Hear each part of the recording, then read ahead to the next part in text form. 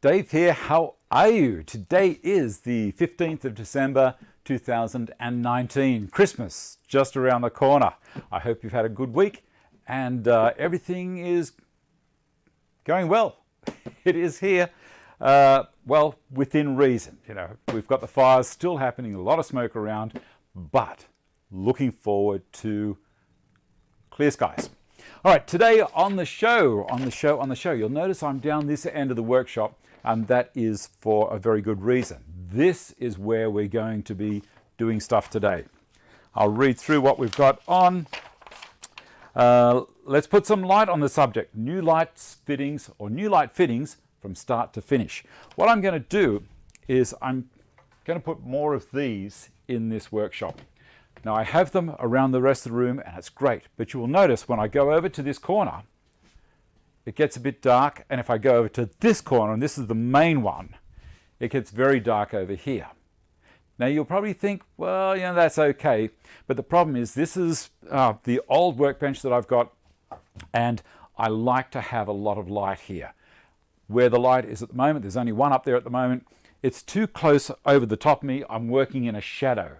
So the intention is to move it back a little bit so I get a bit of bounce off the wall and have it so I can put 1, 2 or 3 up here if I want to. Now I'm going to achieve that by milling some timber, and we'll do that on the show and we'll fit it. And I'm going to do it in such a way where I can put the light fitting in or out like that. It's a little trick that if you've done aluminium windows before, taken a window out, put it back in, same principle. For those that are heads up, there you go. The next thing. Viewers input, Paul Mumford's sharpening station. He sent some photos in and a bit of a story about it. We'll have a quick look at that. Ian Kerry has said yes to coming on the show. He really did want to come and try and make it this week, but he couldn't. So close to Christmas. Too many family commitments. I guess you've got the same kind of thing happening where life is just getting too hectic at this stage. Time lapse of a 3D print of the legs for the Stanton bench. John said, look, what I'll do is I'll take a video over the 12 hours that it takes to print one set. That's 6 legs. And you know what? How about we have a look at that right now, if I can find it. Legs for the bench, here we go. This is 12 hours.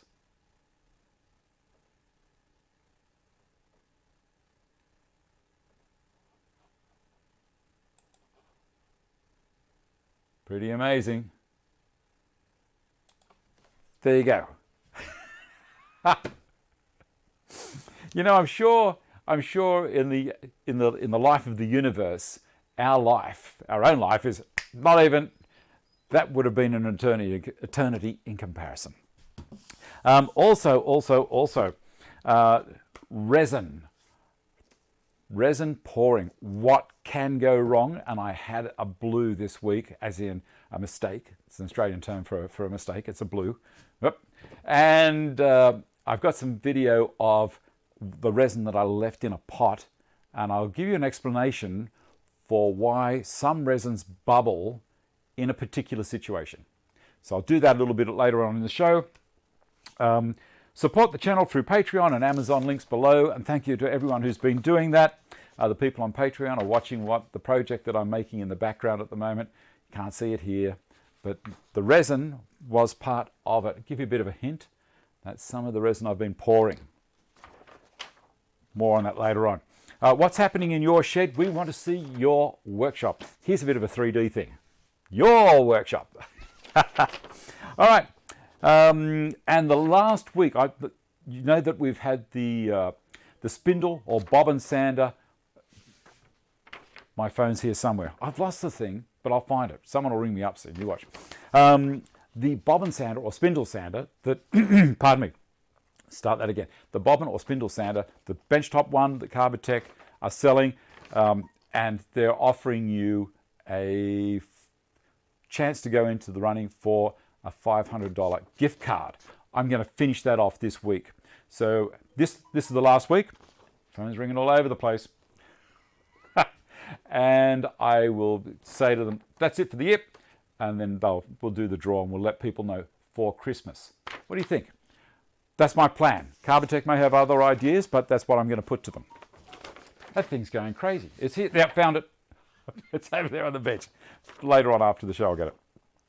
All right. That is it. So I'll leave the link in the description box down the bottom. If you want to get one, I think they're around $500, $4.99 or something like that. And you get the chance to win a $500 gift card from Carbotech. You know, but you have to use Stanton, Stanton, in as the promo code in their checkout cart, and can only be done online. All right, that's enough of the waffling on. Let's hook in. We're going to do this strip of timber first, and I'll show you what it's going to look like. This is what we're going to do. Now, it's one piece of timber. The picture at the bottom is how I'm going to mill it, and the picture at the top is showing the two sections after I have milled it. Let's do it. First off, we're going to go down the other end of the workshop and run the piece of wood that I found out in the timber rack. It's an old piece. I'm going to run it through the thickness planer and switch the cameras to all the way down there. Okay, I'm heading down there now. I'm hoping I've got things set up. Here's my piece of wood. And I've got some eye muffs down here, and I've got the remote as well. I've got the depth pretty much set to correct. It's just sitting on top of the motor there. Trying to get a little bit more organized. Now, everything's hooked up. Let's see if the dust extractor is going to work. Yes, it is. And I can hear it sucking air through here at the moment. This might be a little bit boring, but there you go.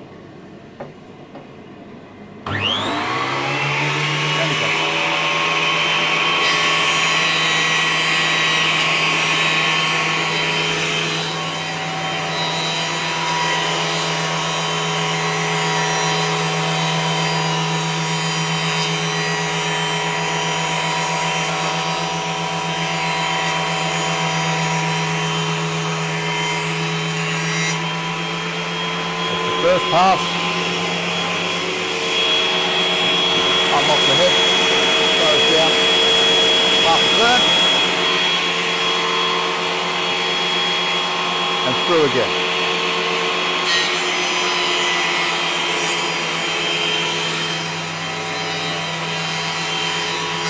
I love this machine. Nice and portable. I can put it anywhere in the workshop. It's on wheels.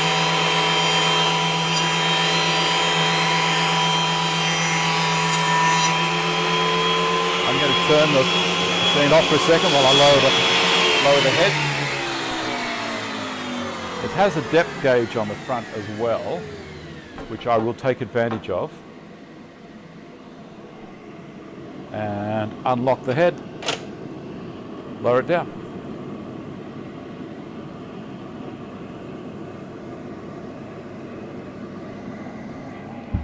Until it starts to touch it. There we go. Should be good. It's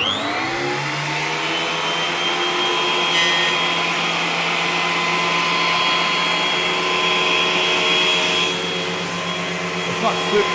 Yeah, I should have taken it down a bit more to give it one more pass there. That doesn't look clean at all.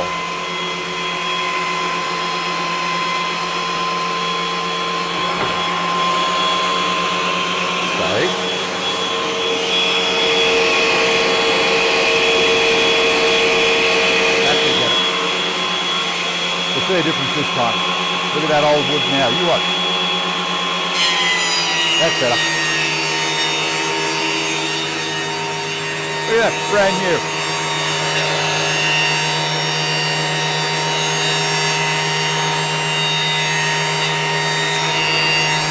It's always a good idea to tail the timber out so you don't pop any snipe at the other end. Beautiful. Take it down half a turn.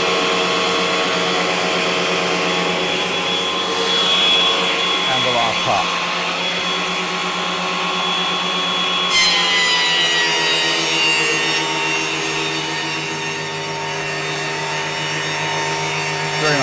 small finger joint of pine, and it doesn't matter, you know, it's up on the ceiling.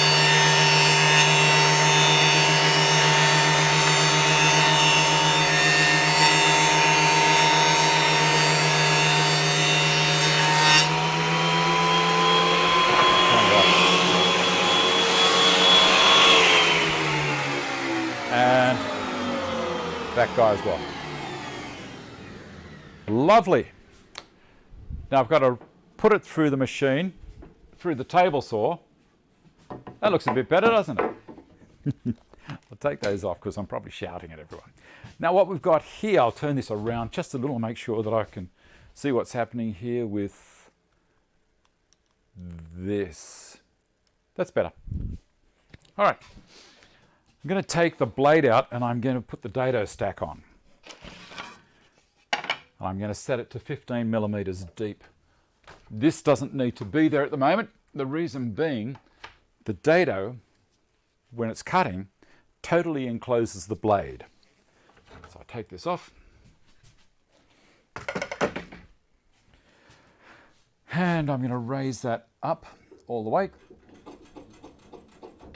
Take the plastic blade out. Well, it's not made of plastic, obviously. This is the blade for Perspex and what have you. Now, last week, I was talking about acrylic and Perspex and all of that stuff being the same. Now, I had a couple of people call me out on that and said, Dave, it's not the same. Acrylic is acrylic and polycarbonate is polycarbonate, polyethylene is polyethylene.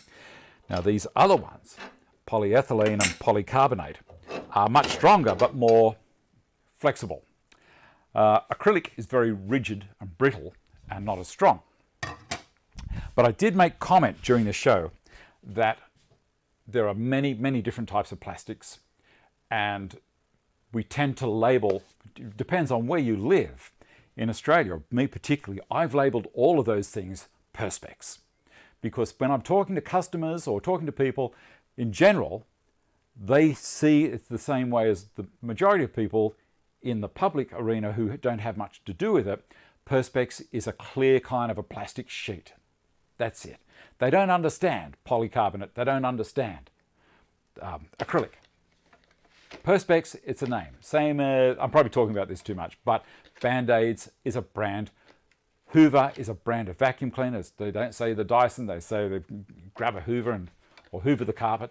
Anyway, that is my excuse, and I'm sticking to it. Now, why isn't this one opening up, David? Oh, those things are pushing in. Lovely. Now, the dado stack that I'm using is the Torquetta or Torquata. Make sure when you put it in that the blades are around the right way. So this is the outside, and it's got an arrow for rotation. I'll pop that up there. Turn it up this way. And I'm going to put the full stack in. So this is the outside, and it's going to go to there. That's going on first. And these are the chippers. So I'll put the chipper on next. And they drop in between.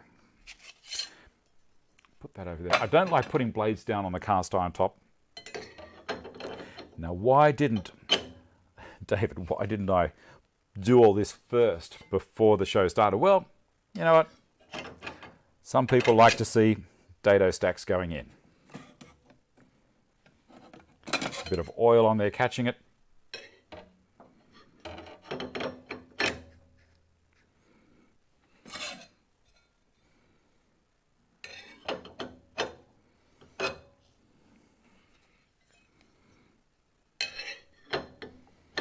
It's a big monster, isn't it? And this is the last one.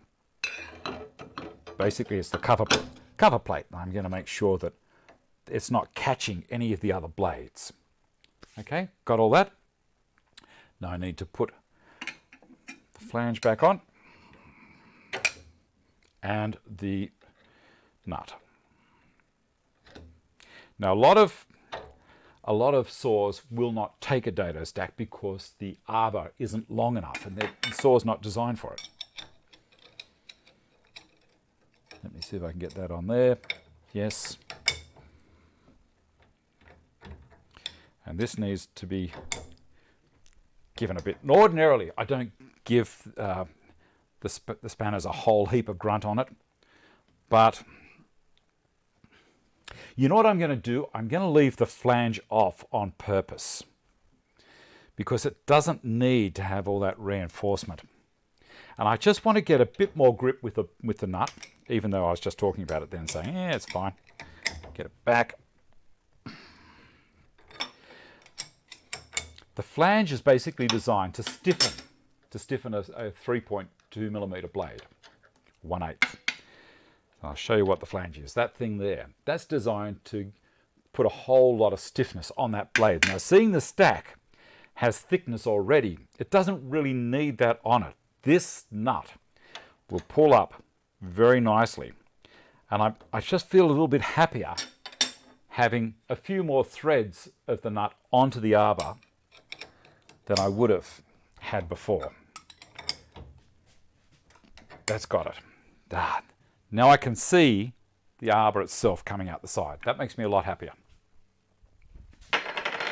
All right, next thing to do is to lower that stack down.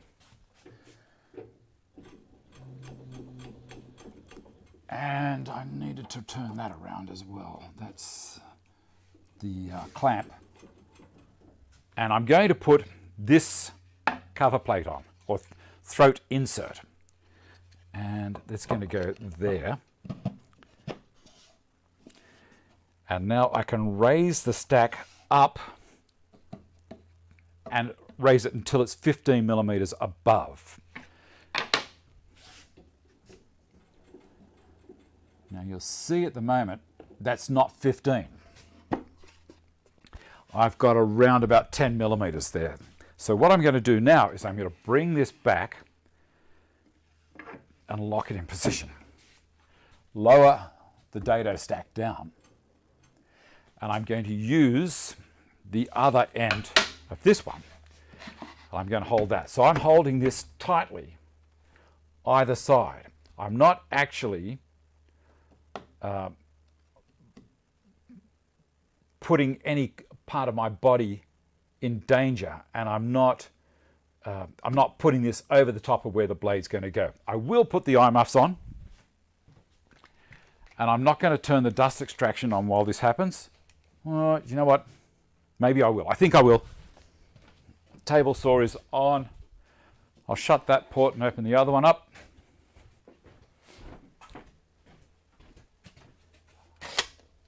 Close that. And coming back. All right, dust extraction first, as always. That's pulling down through there. Turning the stack on, I'm going to stand back from it while I start it up. Beautiful. Now I can raise it up slowly.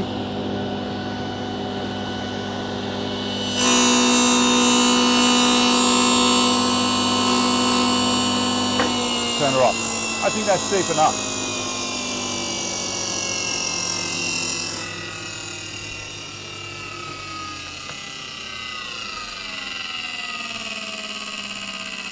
I'm going to wait until it stops, totally stops.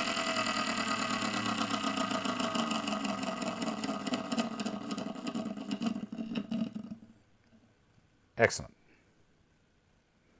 Good. Just folding those ones down a little bit because I do not want, as I push the timber over it, I don't want to catch on anything. Now, this ruler at the back is basically a waste of time having it there now because the blade is ordinarily there, so the stack is all to the right hand side, so I'm just going to move that out of the way, and I have to measure by hand. And I had a little plan there which I'll grab, and also there's something else I'm going to do to make this a lot safer. Now the plan is to have 20mm to the side of the stack. So I can use my tape to measure that, and it doesn't have to be super accurate, but there's 20mm, close enough. Now, I'm going to use this. Now, this is the Resin clear-cut stocks guides for my router table. I built this jig to be able to use this also on the table saw. And the reason I'm using this is because I want to apply pressure directly down on top of that dado. These things are one direction only, they rotate, and they pull things in against the fence. On the back here, I have mag switches, and it's going to lock it down onto there. So I'm going to turn those mag switches on. I can't lift it off. And also, I have clamps that allow me to move this backwards and forwards. So I'm just going to lock them on where they are. I think that'll be fine. That moves around because if I have the dado hard up against here, I've got a sacrificial piece that I can put in against there. Have a look at the video that I did. I'll pop that up in the corner. Let me see, I think it'll be up in this corner up here. Now on board I also have a magnet, and it's for these guys to unlock and unlock and put the piece of timber in under it and down to there, and I'm going to move it sideways. I'm going to come around the side here and have a look and lower this one down as well. I'm just doing a bit of sighting here. Okay, so that's going to hold it down nicely on the stack. I can tighten this up. And this one. Gotcha. All right. So this is a safe way to use the dado stack. It's going to be pushing it down and pulling it in against the fence. All I have to do is feed the timber in, and you can see already it's got it, and it can't turn backwards. It's a great little system. The other end, also, I have this. So when I built the table saw outfeed table, I put a T-track in here as well because I don't want the back to lift up. So I have this to hold onto it. Beautiful. Pretty cool, isn't it? I'll move a couple of things here because I have to make sure that I have an area for everything to exit. Good. And I know I've already checked that I have the distance for the timber to go right the way through. Put the eye muffs on. And the other thing is, when I get to the end, don't ever have your hand over the end of the timber as you're pushing it through. I will put my hand over the back and just sneak it off right at the end. Okay? You'll see what I mean when I do it. Check my measurements. Turn the dusty on. And the dust extractor will actually work this time as well. The timber's not in contact with the dado stack at all. Everything's fine there. That's all secured. It's a good idea just to run through a little checklist. Let me see, I'm 20 across, yes. I'm 15, I think. Let's do a check on the depth. I did that by sighting. I'm just a touch over 15, but it's not going to worry me. I'm going to put this back on the jig, so I know where it is, and turn the saw on.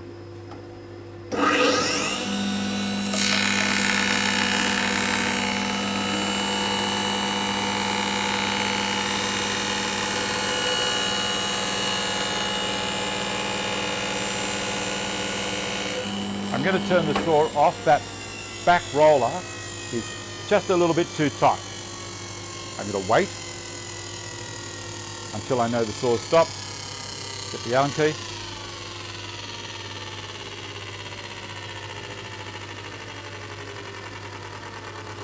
Now, I'm strong enough to be able to push it through, but the thing is, when you're near the end, that could be a problem. So I'll back this off.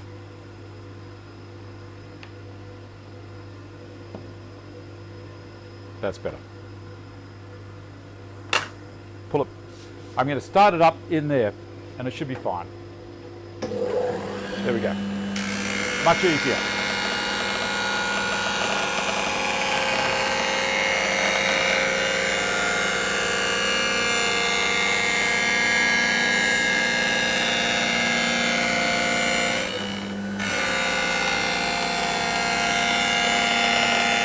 dust.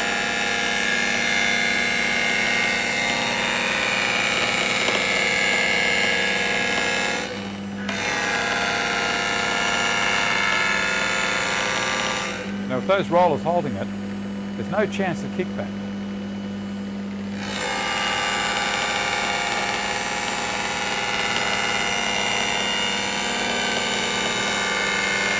This is also a reason why I put it through the planer thicknesser, so I had a constant thickness to keep me safe while I was doing this stage.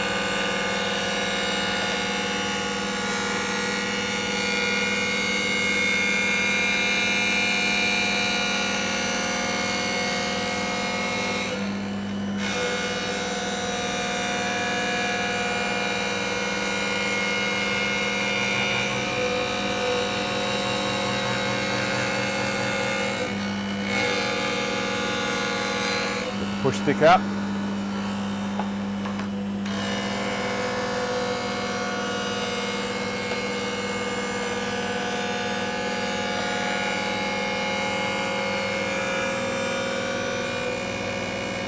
Now at this point now, I'm going to leave that there, go to the other end and tail it out.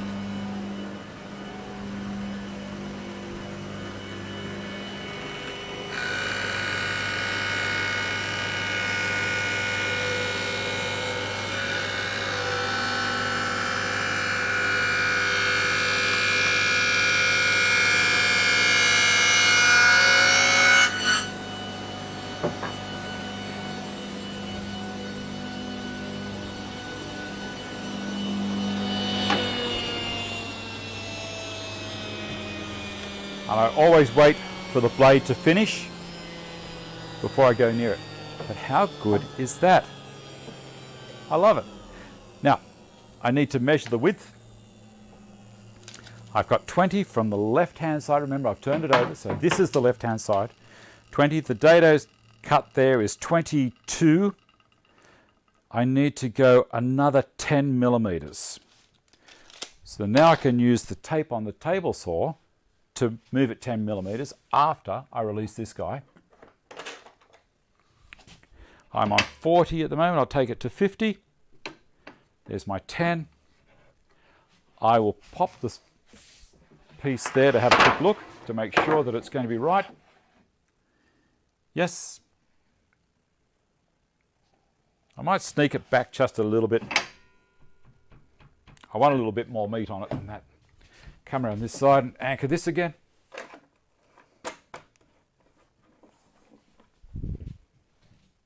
It's worthwhile to do this stuff to keep safe. It really is.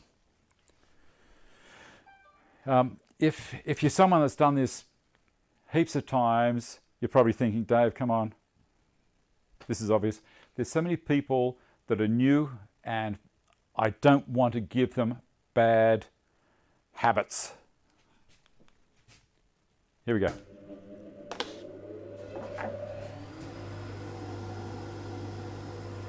All right. Now this one will probably throw a bit of dust out the end because I now have a channel open all the way through. But we should be okay. It'll go a bit quicker too. I'm not cutting as much.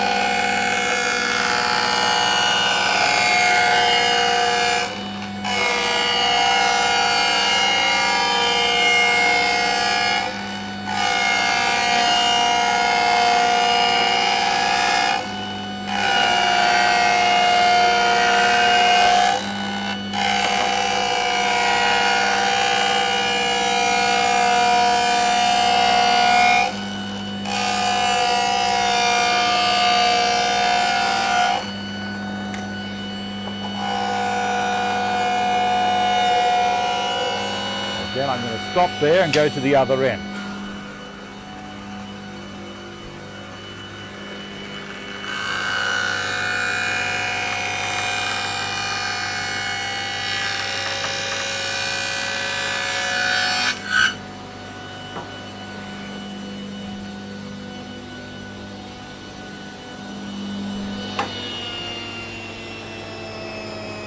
Beautiful. I'll wait for the blade to stop and then we're going to put the rip blade in.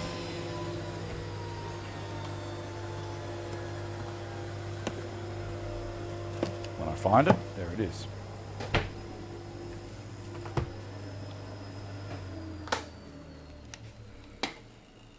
They spin for a long time, dado stacks. Very careful with them. Done. All right, I can release this now. And as I said before, I've got these 3 points here, which allow this to move backwards and forwards, so I can overhang or not. It's a smart little jig. I like it. All right. Take the stack out. Release that.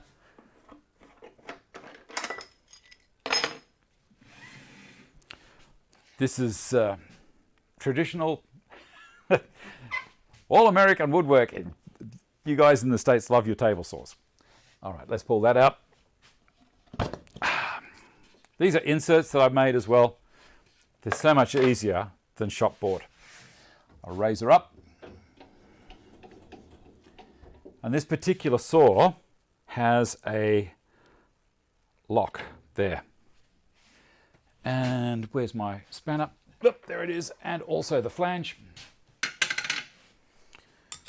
We'll undo and remove the stack. Gotcha. We've had a lot of smoke lately. Today, or even last night, we had a little bit of rain. Not a lot, but it was welcome to see the rain after the fires that we've been having. I don't know if you've been keeping up with the news, but it's been terrible. And also that thing in New Zealand, that's been terrible as well, that volcano erupting. Oh dear.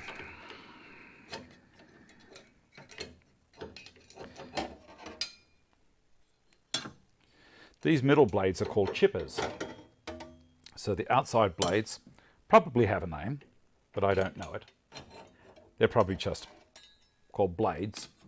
But the chipper's job, all it's doing is clearing what's down the inside of the slot or the dado, and the outside blades are creating a nice clean edge. And the toccata set is absolutely beautiful. There's no kind of little raised slot in the edge. It's just clean all the way. The rip blade, now also with dado stacks, they're 8-inch.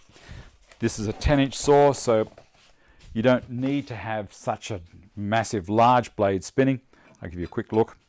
So 8-inch versus 10-inch. And always with the teeth at the top facing towards you, because that's the cut direction or the rotation. And it feels like a skinny little flimsy thing after you've had a stack on there. Oh dear. Let's turn it around till it locks. Tightening it up, you don't have to give it to it because the blade actually self-tightens with the direction. It's forcing that nut on even more. I will put the guard back on because it's basically my riving knife. And this is a quick release one, so it's nice and easy to do. And the insert, the throat insert, down, up into this one, and open. Close that one down there. Yeah, I don't know why people watch this kind of stuff, but some people I seem to like it. I'm going to move this stack over here onto my bench. And we need to set this saw to, we're going to lower the blade down a little to start, about there. That's good. And I want one side, this is where I need my plan.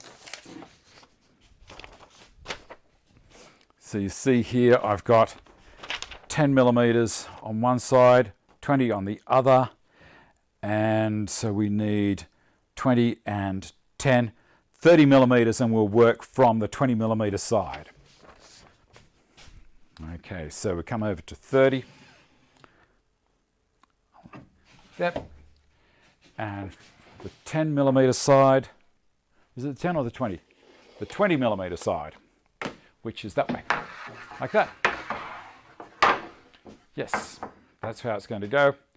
And I was just thinking about putting the stock guides on. Yeah. Let's use the other ones. The tables or stock guides. And again, these mag switch down. I can put them anywhere I want along the run. I'm only going to have the one on it, I think. Yes, just the one. This one, I'll raise it up over there, like so, and it's out of the way. Pretty cool, isn't it? It's nice and quick. I like it. And the dust extractor. So that's all open, that's open, all of that's open. Eye muffs on.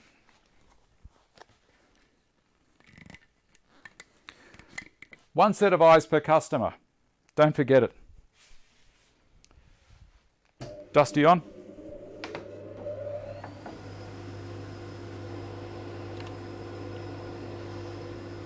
That's better. Lovely. All good.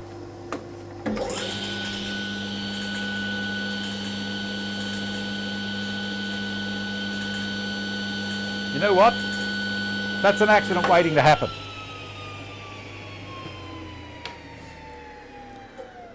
I'll explain why.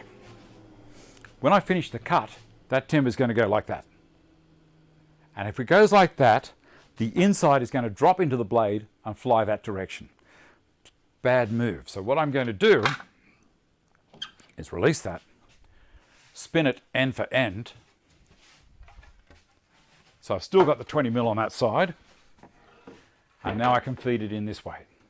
Two advantages. It's never going to be a problem for me. And the other advantage is I don't have an open channel to let the dust go flying everywhere. This is stuff that, as time goes by, that's good. A bit more. I'm not going to need to put the clamp in the end. What do you think? It only takes a second. If you've got a fear that something may not be right, stop and think and change it. I probably just lost 10 subscribers. All right, here we go again. Good. All good.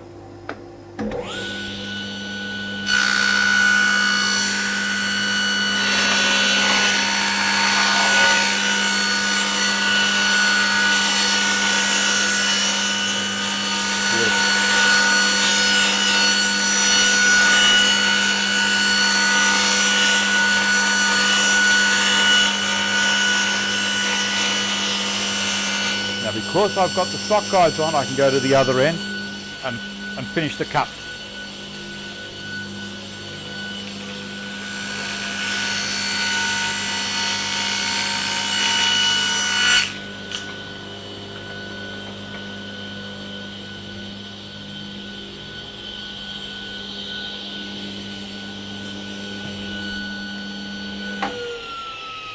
Done. That is so nice. All right. What's the next thing we've got to do? How are we going for time? Man. Let's have a look at, switch the camera around. That's been boring, hasn't it? We've done nearly 3/4 of an hour on just creating a profile. Not to worry. Look, I enjoy doing it. We will get this project finished, but in the meantime, let's have a quick look at Paul Mumford's thing, his sharpening station. And let's go to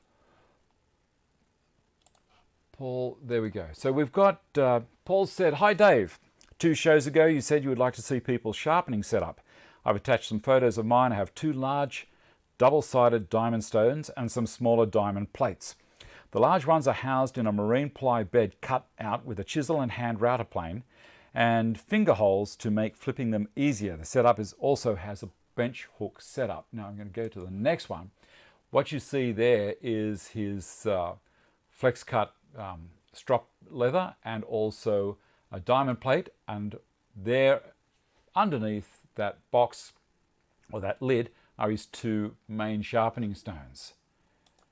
And let's go on. We'll keep on talking. The plates sit on top another piece of marine ply. Because the plates are so thin, using the same method was not possible. Instead, I used countersink screws, there we go, to the plates to hold in position. These screws are screwed down so the head is a safe distance below the plate surface. Sometimes a simple solution is the best. Also have a couple of diamond paddles and stropping board along with a honing guide. And here's how he's hanging the other two over the edge with a bench hook fashion. The setup is getting a bit of work out at the moment as I'm building a workbench, mainly from reclaimed rough sawn Oregon. More of that another time. I'll send you images in pairs, so expect more than one email, and which Paul did. Thank you so much for that, Paul. If you've got something you're doing at home or you think maybe someone will be able to pick up on an idea, Paul's workshop is pretty small, so what he's got, he economizes on space. You notice that he had a cover that goes on top of the stones. He can still keep working on top of that cover if he so desires. And also it'll stop rubbish falling on there and bogging up in between the aggregate and the abrasive. Okay, so we've seen that. We've seen that other stuff there. Let's have a quick look at what can go wrong with resin. Here we go. This is when I actually finished the pour and I still had resin in the container. It was a really odd shape and I didn't know how much to mix up, so I mixed up a fair bit more than I needed. And it had a water-based dye in there as well. Now, when the resin gets really hot, if you bunch it up too much, if you've too much of a volume in one area, remember, this was the same thing, perfect, smaller thickness. That's why they say 10 to 20 millimeters in a pour, which went well. Well, the 10 millimeter part did.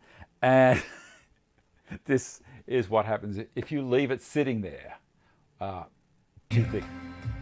It gets so hot.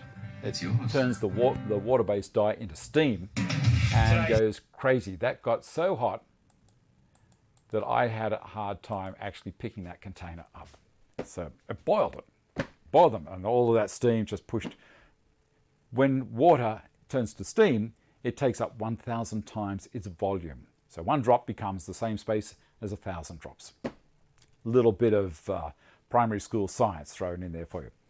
Okay, the next thing we're going to do is we're going to jump up on the bench here. These panels are fantastic. This is what I've used in the rest of the workshop. And I'm going to put a couple of nails up there. I need my tape measure, which is down here. This part shouldn't take too long. Thank heavens, I hear people saying. So what I'm going to do is, I want these lights, don't know if you can see it there. Let's tip that camera up a little bit. There, you'll be able to see what's happening. I want these lights to be 250 millimeters away. So they're a little bit closer to the wall, so they're not throwing a shadow over me working at the bench here. It's going to come in from the side. Now, just a rough 250 millimeter mark off the wall. That's one. I could have cut a story stick to do this, but it would have taken more time than actually hopping up here.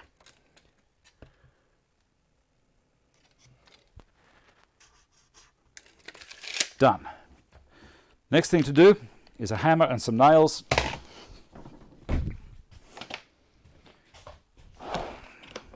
This is the fun part. What have I got? A couple of clouds, 3 clouds. All right. Now, the reason I'm putting the nails in is because when I'm... Let's get this started. One. I'm also making sure I've got space to open the air conditioner up to get to the filters. Whoop! Nearly took a tumble. That would have been fun, wouldn't it? Yeah, so when I'm pushing the piece of wood back against there, I can only secure it at one point. And so then it'll be in the right place. It's like I've got a helping hand up here. All right, now I need to also put a block at that end to take the end of it. Let's see what I've got. I'll spin the cameras again and we'll just dock a bit of block in half.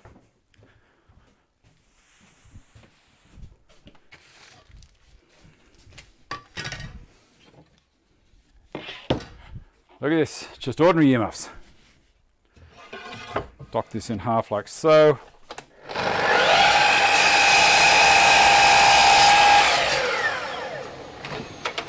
That'll do me. And over here,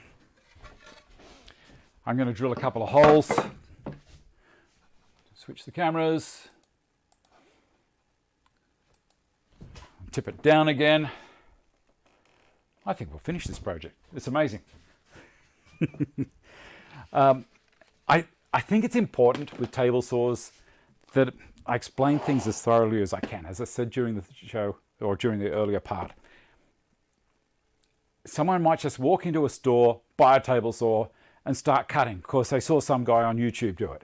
And it's a hell of a responsibility, and you've got to do it. I've got to do things the careful way. All right, drill. Now, remember, I store all my drills this way up, so if one gets stuck in here, it's not going to cut my fingers while I pull it out. I'm going to use a couple of these batten screws, or bugle screws, whatever you want to call them, 75 millimeters long, and what I do is, in the hole there, I drop it in to see, I'm looking for a clearance hole. That's not enough. It would probably be fine, but I'm going to the 6.5. And look at that, it just drops straight in. That's the hole and the drill that I want. I'm not going to drill a pilot in the rafter, it's going to be okay. But short pieces of old Oregon tend to split if you don't put the correct size clearance in. There we go. Just a couple of holes.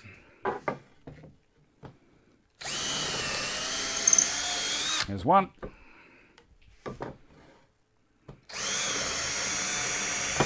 Two.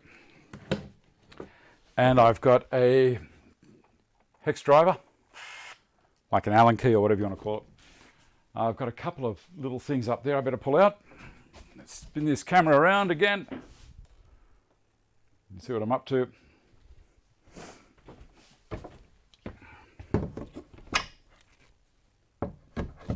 One, two, gotcha. Now these are to pick up, or this I should say, is to pick up the tail of the wood. Got the tape there. I'll put a quick mark there as well. Now it's got to be 250. We'll probably go here. I'll probably come back to, see how dark it is here? You know, the rest of the room is really bright. This part is kind of dark. I'm going to come back to 200. Good.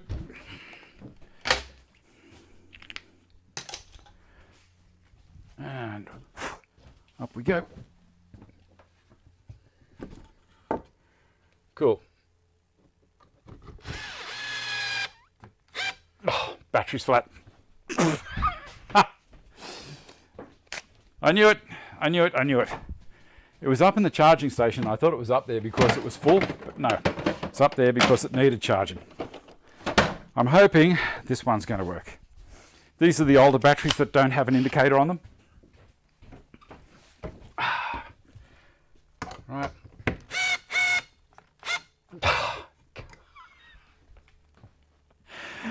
You wouldn't read about it, would you?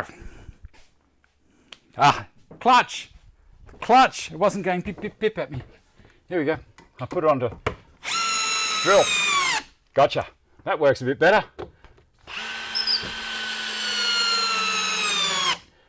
Done. That's my end anchor. Cool. Now it's the one with 10 millimeter is going at the back. So it's going to go this way. And a couple of screws. Let's see where we're going. I'll put a mark as well.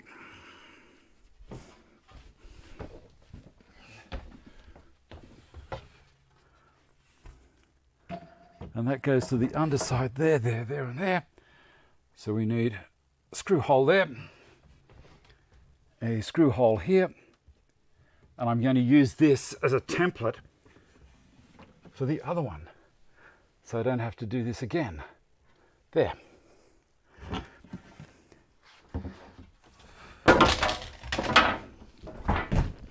Done. Floor mats don't like me doing that. All right, so that's going to stay that way.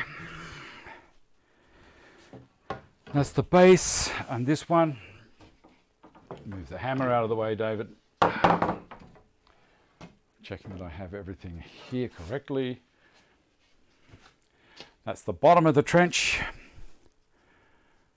Correct, so that's got to go around this way. The dado left a little bit of a track there for me. And that's the bottom, so that's going to go that way. So I can do the holes there. And which screws are we going to use? Put that screw, that drill back. Don't need the nails anymore. I'll use the screws. Tip it down. I'm going to use these guys. 1, 2. How many do I have? 1, 2, 3, 4, 5, 6, 7, 8. And I think if we go with a 4.5, we'll be fine. Yep.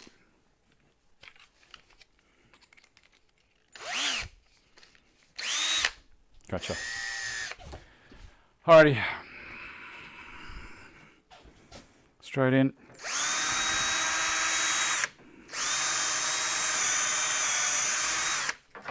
Yes. I've got to remember that I've got to be in this last section of the meat. And let me think about that for a second. That goes that way. Correct. Correct, that's all good. It's the other one that's the skinny section.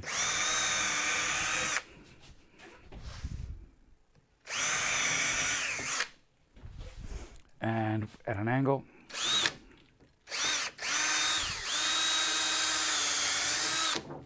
Good. Mark the other ones. Isn't this fun? But it's easy to do. This is, that one's going that way, that one's going that way. That's correct. There. There. I'm going to do these from the back side of it. There and there. Good.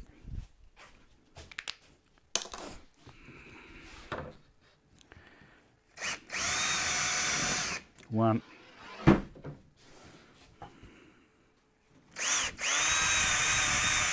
Two.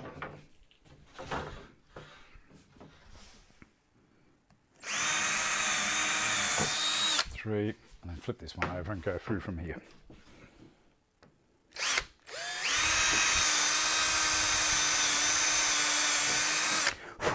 Done. Crazy. Crazy. We're going to do it. We're going to do it. Got 5 minutes left. I think we'll be fine.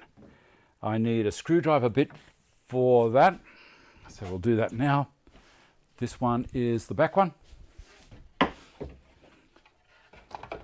one's the front one. What's going to get me? I know what's going to get me. I can see it already. I'm going to get to a point where I'm going to say, right, now this is the distance I need for the light to sneak in, and it's going to say, you know what? Wrong. I'm hoping I don't get it wrong. Cool. There's 4.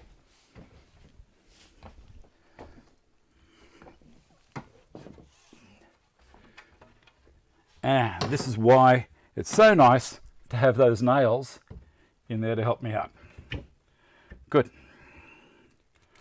Screw in here.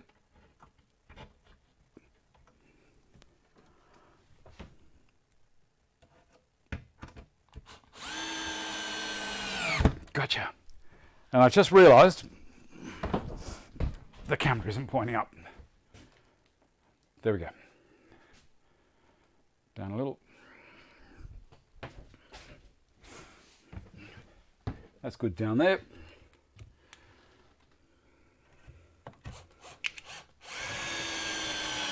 Got that one. And those two.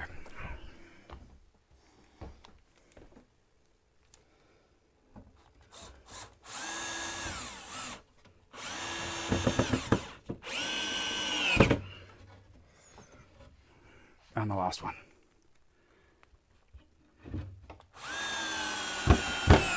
Gotcha. Right.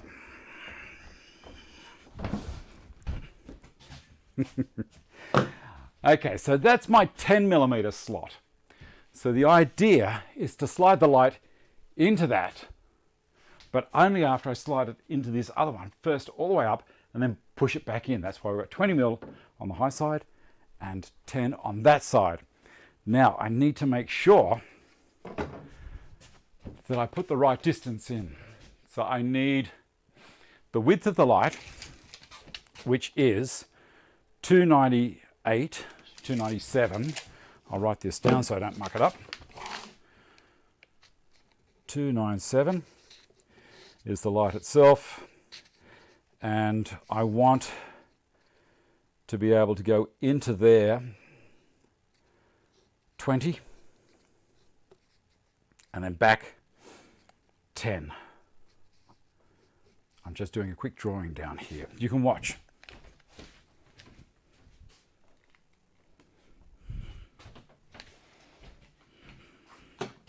This is the part that I'm going to get caught up. You watch.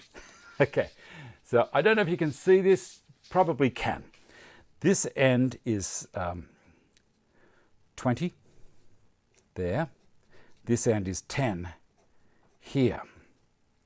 The light is 297. So we need that to go back to there, and then this part here. So the opening from here, we'll say that is now from there 297 back to there, less 20. So I can slide it in all the way up to the top. It'll be let's make it 300 so I don't get caught. 300 from there to there, less 20, it'll be 280mm, I think. Fingers crossed. 280mm. If it's not, I can quickly change it. That's the plan. So I'm going to use the nail trick again. 280 from here to there. That's from there to there. Again with the camera. Tip it up. Okay, I'm going to pull that light down, which is just a matter of unscrewing it. These are only on transformers.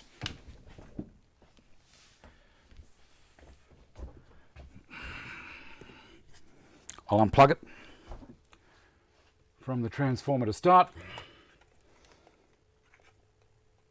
There we go. And undo this. These are easy peasy lights.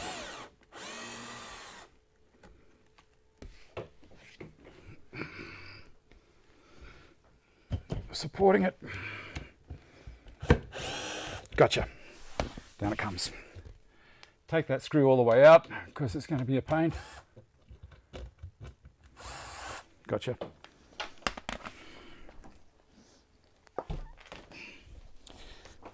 See how dark it is? Well, the camera is adjusted for lighting, but it's very, very dark here. Now, when I tip it down, you'll be amazed. Okay, what did I say, 280?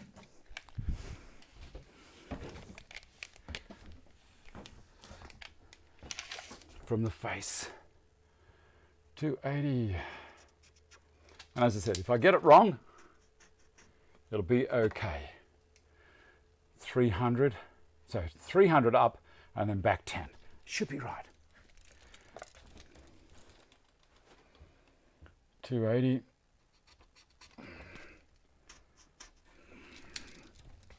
And the last one. Over here. 280. move those nails.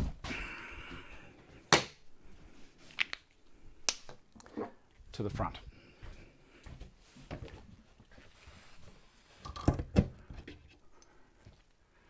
$280.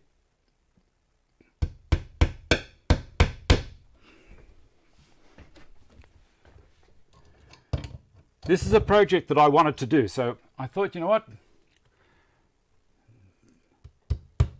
If it's something I want to do, I'm guessing there's other people out there also have got a similar need, and that is to not drop the nail.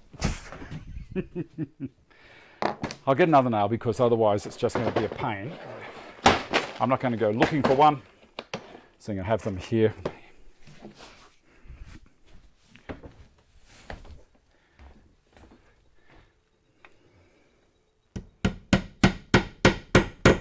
This one's got to come from the top side. 4 more screws. I've got 3 there. Where's the last one?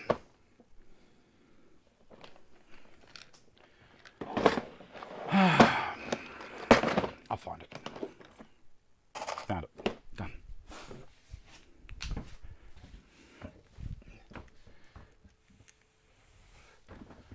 Done. Wood would help.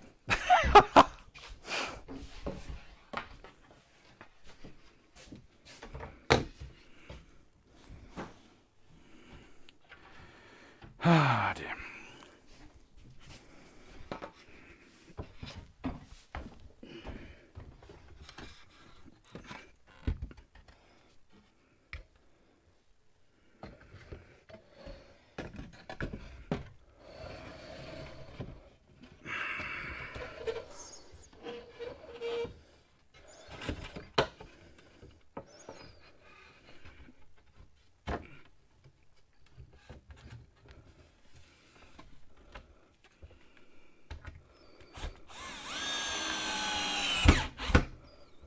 Again, this is why we use those nails to hold things in place.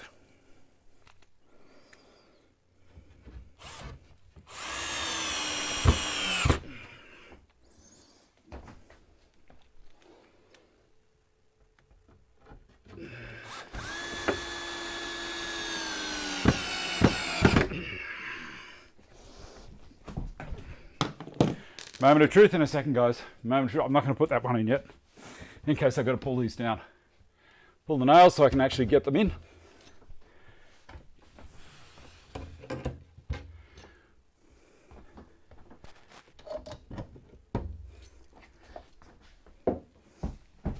Yep. Let's try it.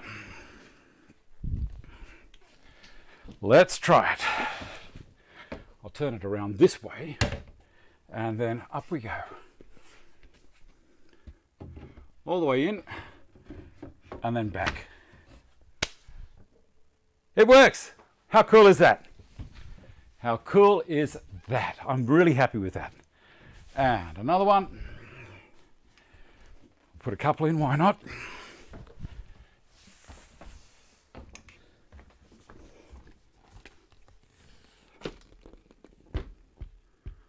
As I was saying before, it's how aluminium windows and fly screens and all that kind of stuff go in. I can slide it down that end, pop that up on top. Oh, beautiful. That's it. That's it for the show.